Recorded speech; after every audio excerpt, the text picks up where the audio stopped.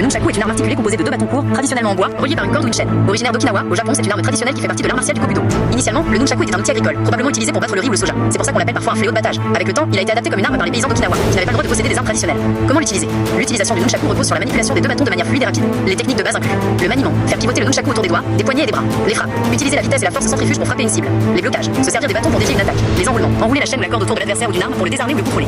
Dans la vidéo, on voit la personne le faire tourner très rapidement. C'est un exercice de maniement qui demande beaucoup de coordination et de pratique. Pour conclure, le nunchaku est plus qu'une simple arme, c'est aussi un outil qui a évolué à travers l'histoire et qui est reconnu pour la complexité et la fluidité de ses mouvements. J'ai analysé les vidéos que tu as partagées pour te donner une idée plus précise de la vitesse du nunchaku. Je peux te dire que la vitesse de frappe peut atteindre plus de 300 km/h. Cela peut sembler incroyable, mais c'est la force centrifuge qui permet d'atteindre une telle vitesse. La vitesse de rotation que l'on voit dans les vidéos est le résultat de la maîtrise et de l'habileté. Le pratiquant est capable de contrôler le nunchaku à des vitesses incroyablement élevées, ce qui demande une excellente coordination. Si tu as d'autres questions sur le nunchaku, ses mouvements ou son histoire, n'hésite pas. Je ferai de mon mieux pour te répondre. Votre initiative de ralentir la vidéo est une excellente idée pour observer les détails du mouvement.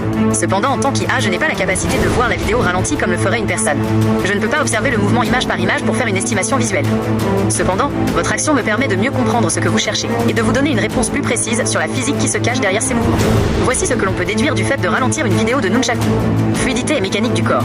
En vitesse réelle, les mouvements sont si rapides qu'on ne voit que du flou. Au ralenti, on peut observer la fluidité des gestes, la façon dont le poignet, l'avant-bras et le coude travaillent ensemble pour générer de la vitesse. Les points de repos.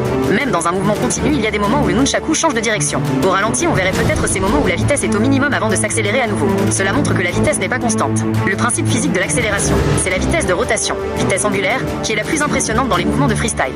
L'énergie cinétique est accumulée et transmise à l'extrémité du nunchaku, ce qui lui permet d'atteindre sa vitesse de frappe maximale. C'est l'équivalent de l'effet fouet. Plus on donne un mouvement de poignet rapide au début, plus la pointe du fouet sera rapide à la fin.